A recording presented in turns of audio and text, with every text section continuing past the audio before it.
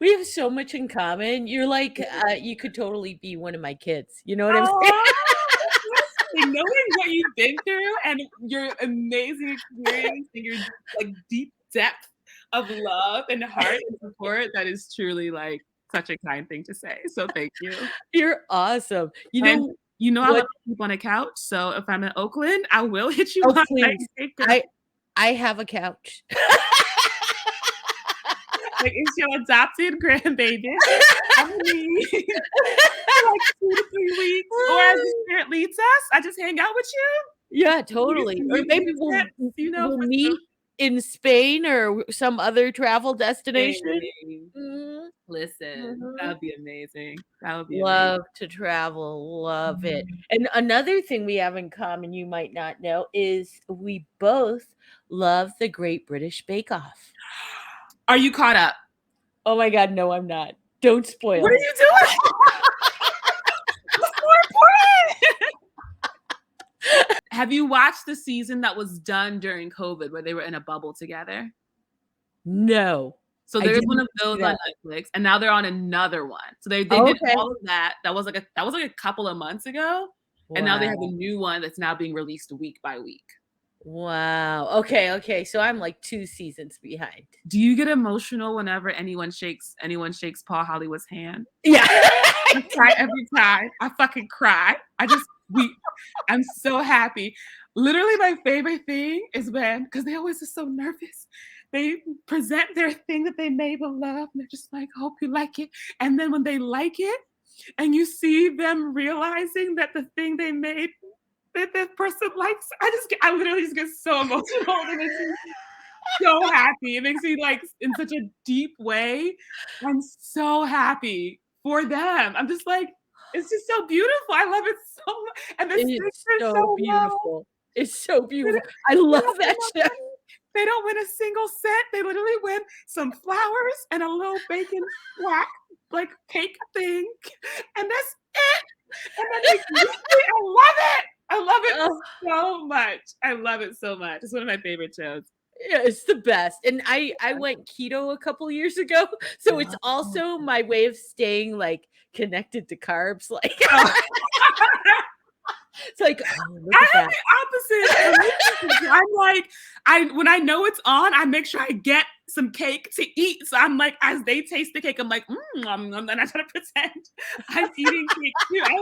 I'm like, yes, let's get my snacks so I can watch people make snacks as I eat snacks. Here's Yeah, a way yeah. of doing that. Yeah, yeah. No, I used to eat snacks while I watch it. I can't even watch it right now because I'm in the middle of, like, an 8-week, like, reset for my Ooh, health, good for and you. this week is carnivore, so it's, like, not Oh my god. I could not be satisfied watching The Great British Bake Off with some beef jerky. It's just not gonna be good. Just gnawing on some jerky as you watch them make a creme fraiche. I'd be so mad. So for later, for later. A boudoir making bread during bread week. Oh, man. Now, I do make some pretty good keto biscuits, but Okay. even that I can't have right now. I have to wait till this whole another week goes by. I Is it a snappy biscuit? Is it a chewy biscuit? Like, what kind of experience do you eat? yeah. It's more of a chewy biscuit, but Okay, it okay. does approximate like a regular flour biscuit. So I Mm, like it because I haven't been able to make a good keto bread. oh, Keto bread recipes I found just taste like interesting. cardboard. Oh, bummer. I feel like the thing I'm most grateful for Great British Bake Off is literally the fact that you can just make things have different flavors. Like you can just make it be a pistachio or a Earl Grey cookie, like just random shit you could just be throwing in. And I was like, oh, we can do that? We can throw anything up in there and be like, yeah, this is a I just took some Earl Grey bags. I saw them make Earl Grey cookies. I was like, yeah, I just took some Earl Grey tea bags and I just threw up in there. I was like, okay, all right. What is your oyster? I'm like, all right, I'll do that. Also, my favorite thing to do when I make something I don't know what I'm doing is to be looking in the oven like, I don't know. I don't know what's going on in there. I don't know how much time. We're just going to start with 10 minutes and we're going to just look. We're just going to check. So I've done that, and that's really fun. Yeah, big fan of that show. So here's another Great British Bake Off question. Which is your favorite part? The signature, the technical, That's a great question. or the This showstopper? is such a beautiful question, and I'm so glad you asked it. I love all of it, of course, and they are indivisible. But my favorite is the first one. What's it called? The signature. The signature, because I like that they have the chance to practice it, and I think it allows them to do what's in their wheelhouse. Mhm. I think that's kind of the point. I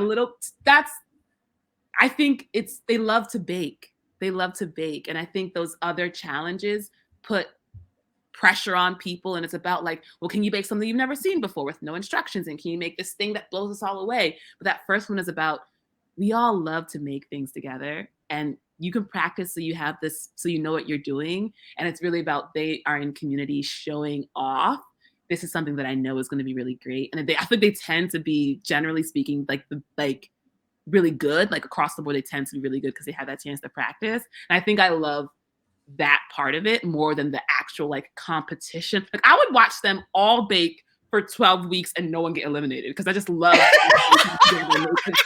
to me about who wins. It's just like, they just love baking together, and then I get to see them make all this cool stuff, and I get that. So like that's my favorite one.